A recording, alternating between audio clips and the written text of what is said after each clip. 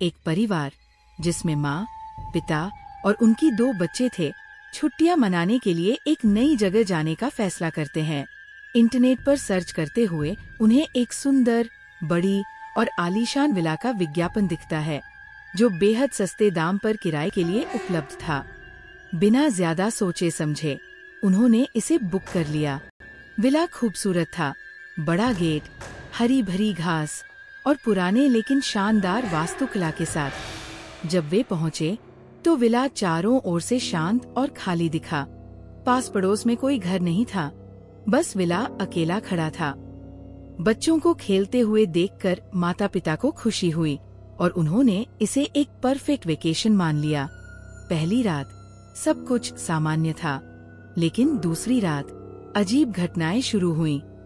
रात के खाने के बाद जब वे सोने गए तो माँ ने महसूस किया कि किसी ने उनके कमरे के दरवाजे पर दस्तक दी। दरवाजा खोलने पर कोई नहीं था। पिता ने इसे हवा का खेल कहकर बात टाल दी।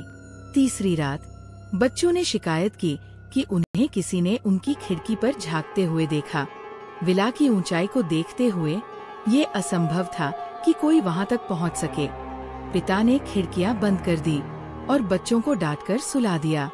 अगली सुबह माँ ने विला के हॉल में एक पुरानी तस्वीर देखी, जिसमें एक परिवार खड़ा था। लेकिन जब उन्होंने ध्यान से देखा तो वो परिवार उनके जैसा ही लग रहा था, उनकी ही तरह के 4 लोग। उन्होंने पिता को दिखाने के लिए तस्वीर उठाई, लेकिन वह अचानक गायब हो गई। आखिरी रात सबसे खतरनाक साबित हुई। आधी रात को बच्चों के चिल्लाने की आवाज सुनाई दी।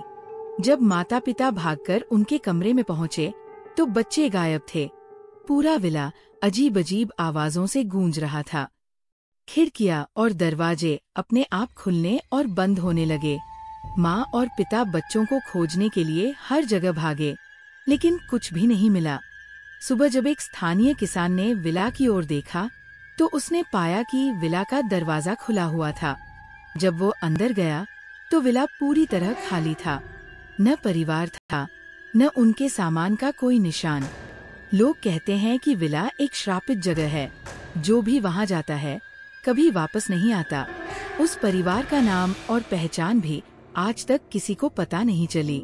लेकिन कभी कभी जब लोग उस विला के पास से गुजरते हैं तो उन्हें बच्चों की हंसी और माता पिता की आवाजें सुनाई देती हैं, जैसे वो मदद के लिए पुकार रहे हों।